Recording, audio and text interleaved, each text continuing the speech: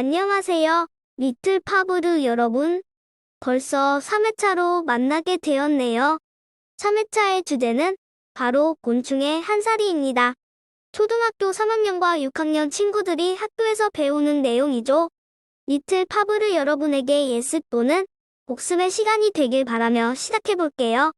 바로 목차부터 살펴볼까요? 오늘은 곤충의 한살이와 채집 활동에 대해 간단히 알아보고 다음 회차부터 진행될 실제 곤충 표본을 대비하기 위해 종이키트로 연습북을 제작해볼게요. 가장 먼저 단어의 뜻을 올바르게 이해하는 게 중요하겠죠? 한살이와 관련된 단어들이 아주 많은데 한살이는 무엇이며 탈바꿈과 변태는 또 무슨 뜻일까요?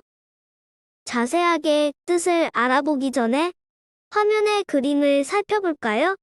우리는 갓 태어난 갓난아기에서 점차 말을 배우고 걷고 다양한 것을 학습하며 성장해 나가죠.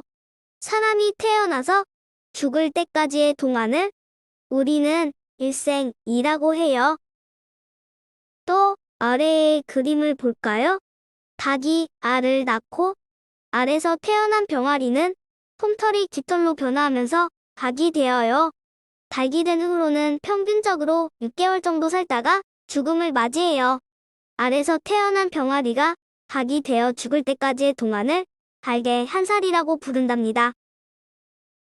그렇다면 곤충은 어떨까요? 여기 사전에 나와 있는 뜻을 함께 살펴볼까요? 한살이란 세상에 태어나서 죽을 때까지의 동안을 뜻해요. 이것을 한자어로 하면 일생이 되는 거죠. 이번에는 특별히 곤충을 포함한 생물이 알, 애벌레, 번데기, 성충으로 바뀌면서 자라는 변태 과정의 한 차례라고 설명하고 있어요. 그런데 동물들이 태어나서 죽을 때까지의 기간 동안 변태 과정을 겪는다고 하네요. 변태란 무엇일까요? 말풍선의 한자를 함께 볼게요. 변할변, 모습태. 변태라는 단어는 모습이 변한다는 뜻을 가지고 있네요. 이번에 단어가 조금 어렵죠? 유생에서 성체로 변한다는 말은 쉽게 풀어서 생각하면 애벌레가 어른벌레로 변화하는 것을 의미해요. 그리고 탈바꿈은 변태와 같은 뜻의 한글이에요. 탈바꿈을 한자로 적을 때는 변태라고 적는 거랍니다. 결국 변태와 탈바꿈은 같은 의미였네요. 자, 그럼 오른쪽에 노란색 노트를 한번 볼까요? 노트에는 예시로 산호랑나비의 한살이가 소개되어 있네요. 노란색의 큰 동그라미는 산호랑나비가 알에서 어른벌레인 나비가 되기까지의 한살이를 나타내고 있어요. 그리고 그 과정, 즉 알에서 애벌레가 되고 애벌레에서 번데기가 되고 번데기에서 어른벌레인 나비가 되는 각각의 단계와 과정을 변태 또는 탈바꿈이라고 한답니다. 이때 곤충의 한살이는 크게 두 유형으로 나눌 수 있다고 해요. 앞에서 변태와 탈바꿈은 같은 뜻이라고 했죠? 완전 변태, 완전 탈바꿈, 갖춤 탈바꿈은 모두 같은 의미랍니다. 완전하고 갖추고 있는 탈바꿈이래요. 완전 탈바꿈이란 곤충이 자라는 동안 총 4단계를 거쳐요. 알, 그리고 애벌레, 번데기를 거쳐 어른벌레가 되죠. 두 번째 유형은 무엇일까요? 불완전 변태, 불완전 탈바꿈, 안 갖춘 탈바꿈, 못 갖춘 탈바꿈. 역시 모두 같은 의미예요. 왜 이름에서부터 완전하지 않고 갖추지 못했다고 하는 걸까요? 바로 이 불완전 탈바꿈의 한살이 유형을 가진 곤충들은 완전 탈바꿈과는 달리 알에서 깨어나 애벌레가 되고 번데기 단계를 거치지 않은 채로 어른벌레가 되기 때문이에요. 다시 정리해보면 완전 탈바꿈은 알, 애벌레, 번데기, 어른벌레의 4단계로 이루어져 있어요. 불완전 탈바꿈은 번데기 단계를 거치지 않고 알에서 애벌레, 애벌레에서 어른벌레가 되는 세 단계를 거치죠. 글자로만 보니 바로 이해가 되지 않죠? 사진과 함께 살펴볼까요? 완전 탈바꿈의 대표적인 곤충에는 나비가 있어요. 산호랑나비의 한사리를 같이 살펴볼까요? 잎사귀 위에 노랗고 동그란 알이 있네요. 이 알에서는 곧 애벌레가 깨어나요. 그리고 번데기가 되기 위해 많은 음식을 먹은 애벌레는 곧 번데기가 되죠. 이제 번데기를 지나 깊은 잠에서 깨어나면 드디어 어른벌레인 산호랑나비가 된답니다.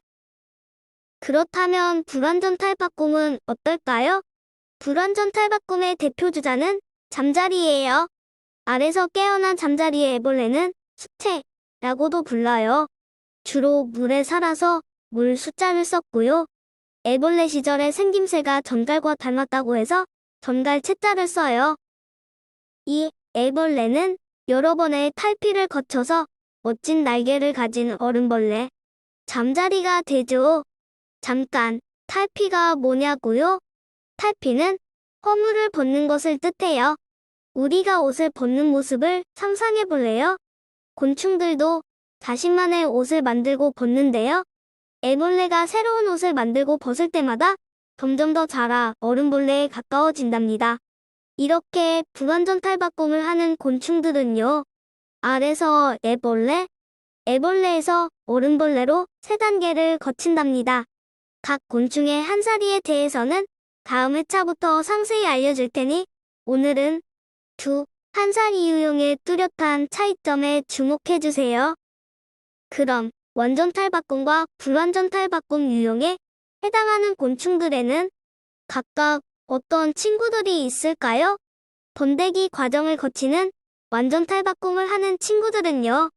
나비와 벌, 개미, 무당벌레, 장수, 풍뎅이 등이 있어요. 지난 시간에 학습한 내용을 기억하는 리틀 파브르 친구가 있을까요? 주로 나비목과 벌목, 악정벌레목에 해당하는 친구들인 것을 알 수 있죠? 그렇다면 불완전 탈바꿈을 하는 곤충에는 누가 있을까요? 사마귀와 잠자리, 매미, 대벌레, 하루살이와 같은 친구들이에요. 사마귀목과 잠자리목, 노린재목 등이 속하는 것을 알 수 있죠. 이렇게 살펴본 것처럼 곤충들은 다양한 모습으로 변화하며 살아가요. 우리가 어린아이에서 점점 자라 어른이 되어가고 있는 것처럼 곤충들도 애벌레부터 자신의 아이를 낳을 수 있는 어른벌레가 되기까지 모습을 바꾸는 탈바꿈, 변태 과정을 거친답니다. 이 모든 탈바꿈 과정의 한 차례를 곤충의 한살이라고 부른다는 것 기억할 수 있겠죠? 다음 회차부터는 곤충의 대표 5대목에 대한 심화학습을 들어갈 거예요. 딱정벌레목과 나비목, 벌목, 노린재목, 파리목에 해당하는 대표적인 곤충들을 이전보다 깊게 알아볼 거예요. 각 곤충의 부위별 이름, 그리고 한사리에 대해 학습한 뒤 표본 체험을 통해 직접 곤충을 관찰하고 나만의 소장품으로 간직해보는 시간을 가져볼 거랍니다. 여기서 잠깐 첫 시간에 배웠던 파브르에 대한 이야기 기억나시나요? 파브르는 다른 곤충 연구자들과는 다르게 살아있는 곤충을 유심히 관찰하여 새로운 사실들을 많이 알아냈었죠? 그렇다면 살아있는 곤충은 어떻게 관찰할 수 있을까요? 이리저리 움직이는 살아있는 곤충들을 관찰하기 위해 우리는 채집 활동을 할 수 있어요. 자, 여기 리틀 파브르의 채집 가방이 있습니다. 가방에 어떤 도구들을 챙겨야 할까요? 두 번째 순서에서는 채집 활동에 대해 함께 살펴보도록 할게요. 여기 다양한 도구들이 있어요. 하나씩 천천히 살펴볼게요. 먼저 포충망은 긴 막대에 망이 달려있는 모양이에요. 포충망은 작은 곤충과 날아다니는 곤충, 작은 나뭇가지나 잎에 붙어서 생활하는 곤충을 채집할 때 사용하는 도구예요. 곤충의 크기와 종류에 따라서 왕과 막대의 크기가 달라지기도 하죠. 다음으로는 핀셋이 있어요. 손으로 다루기 어려운 곤충을 채집하기 위해, 그리고 더러운 곳에 살고 있는 곤충들을 잡기 위해 꼭 필요한 도구랍니다. 그러나 핀셋의 끝이 뾰족하기 때문에 혹시나 리틀 파브르 친구들이 사용한다면 조심조심 사용해야 하는 점 잊지 말아야 해요. 핀셋은 곤충의 표본을 정교하게 진행할 때 쓰이기도 하니 필수 도구가 아닐 수 없겠죠? 또 루페라는 도구가 있어요.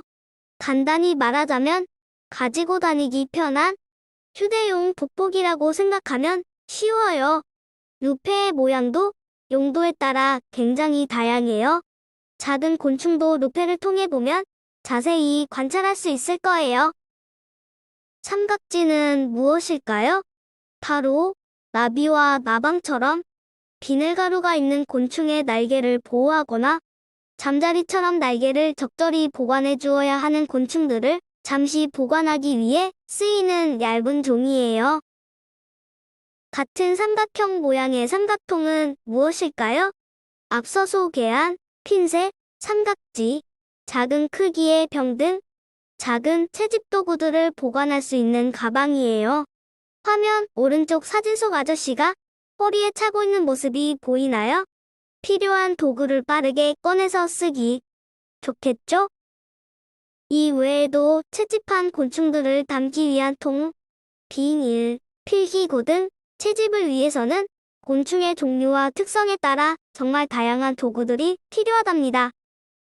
그렇다면 살펴본 도구들로 채집은 어떻게 하는 걸까요? 사실 전문적으로는 아주 다양한 방법들이 있어요. 먼저 눈으로 살펴보는 방법이에요. 숲과 들, 그리고 우리 주변에 나타난 곤충들을 가만히 눈으로 관찰할 수 있어요. 지난 시간에 열심히 학습한 친구들이라면 다리의 개수를 세어보며 곤충과 벌레를 구별할 수도 있을 거예요. 또 날개는 몇 쌍인지, 더듬이의 모양은 어떻게 생겼는지, 날개는 어떤 무늬를 가지고 있는지 등 곤충을 자세히 관찰한다면 어떤 목에 속하는 곤충인지도 알아낼 수 있겠죠?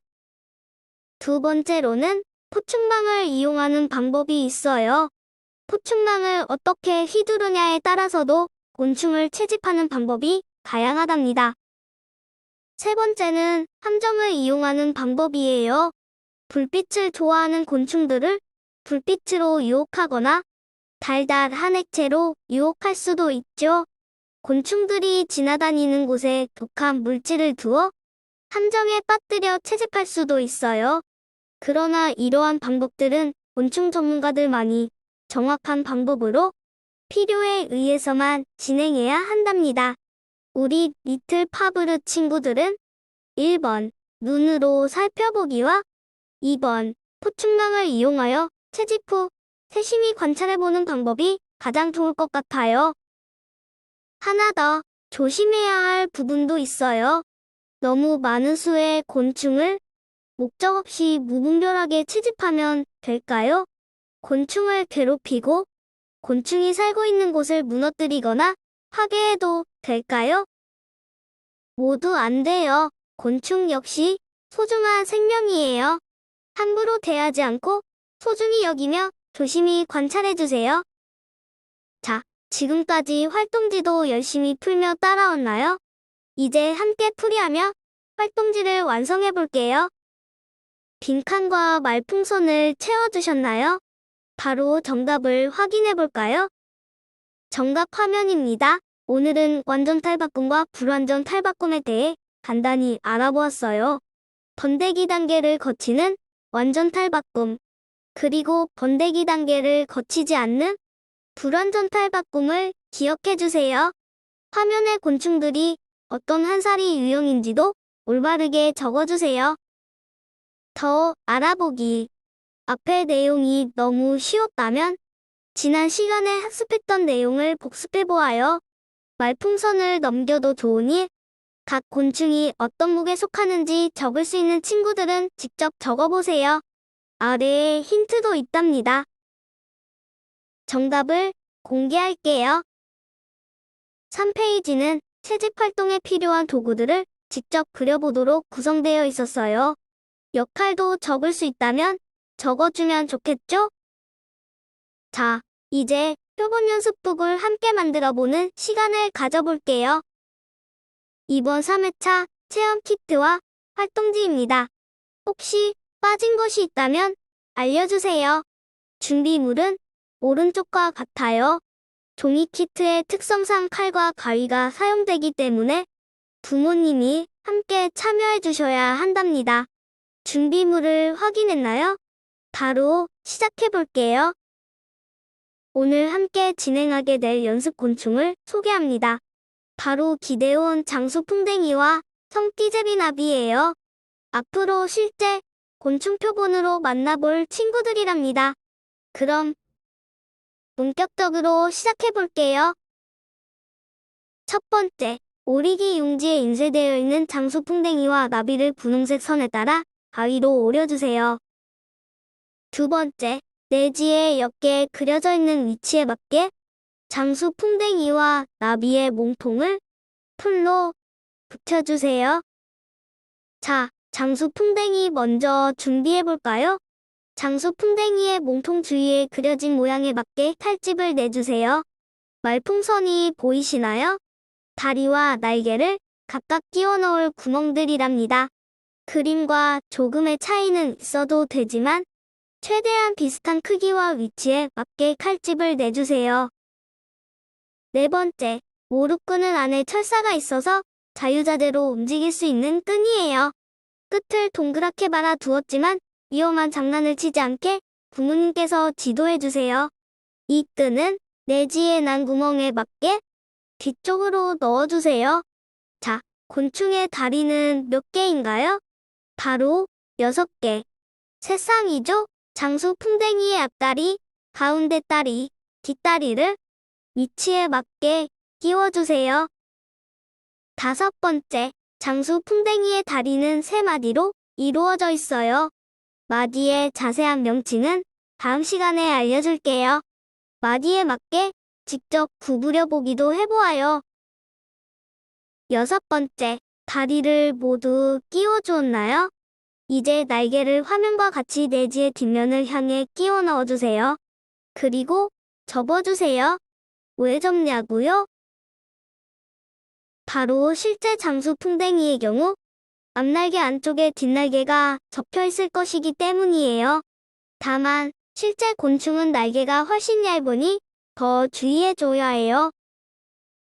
접힌 뒷날개 위로 앞날개를 끼워 넣어주시면 연습 표본 준비 완료. 8번부터는 연습 표본이 시작됩니다. 실제 곤충의 경우 진주핀을 이용해 장수풍뎅이가 움직이지 않도록 몸통을 먼저 고정해 주어요. 오늘은 바로 다리를 고정해 볼게요. 다리 고정의 핵심은 X자 모양입니다. 다리가 움직이지 않도록 스티커를 X자 모양으로 붙여주세요. 다음으로 앞날개를 들어 올린 후 접혀있던 뒷날개도 바깥쪽으로 펼쳐줍니다. 또 뒷날개의 윗부분을 스티커로 고정해주세요.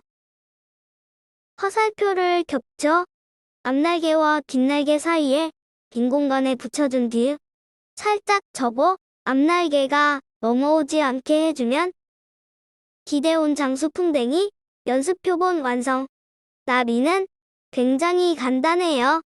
마찬가지로 칼집을 내고 날개를 끼워줍니다. 유산지를 나비의 날개 위에 포개어 고정시켜주세요. 실제 나비는 날개가 아주 약하기 때문에 유산지를 덧대어 간접적으로 고정시켜줄 거예요. 나비 날개의 주변으로 스티커를 붙이며 고정시켜주면 청띠제비나비 연습 표본도 완성입니다. 마지막으로 내지 뒷면을 테이프로 연습북에 붙여주면 완성이에요. 이렇게 표본 연습북이 완성되었습니다. 다음 회차부터는 조금 더 심화된 내용이 준비될 예정이니 이전 학습지로 복습을 진행해 주셔도 좋을 것 같습니다. 그럼 7월에 만나요.